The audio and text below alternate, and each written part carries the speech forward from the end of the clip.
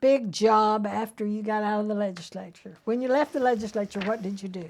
Well, I was ready to get out. I mean, some people like serving a long time, but I can tell you, I had kids. I have 4 boys, and a couple of them were born right at the end of session, and I missed them. I mean, it was fortunately we had some digital stuff, so I was able to turn my laptop on, and we could, I could talk to my kids, but I was missing them. Your legislative life is, I think, very difficult. You leave on a Sunday night.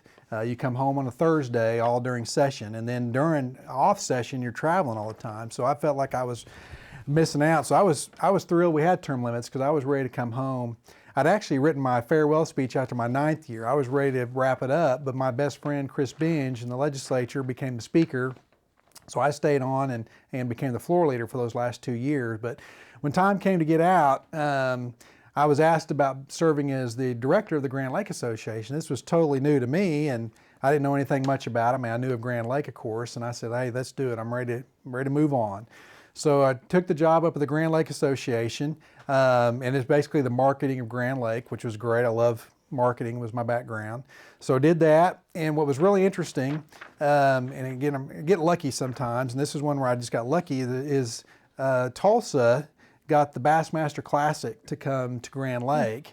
And another good golfing story why you should always go golfing is that they came to us and said, hey, Tad, you think you can raise money? We need about $4 million or $5 million to raise money to build, a nice place. And I said, let's do it. I think we could do it. Didn't know how we were going to do it. So I remembered golfing with Dr. Larry Rice at a golf course in Broken Arrow. And Dr. Rice, we're driving out to the golf course, and he goes, yeah, I built this row with lake access funds.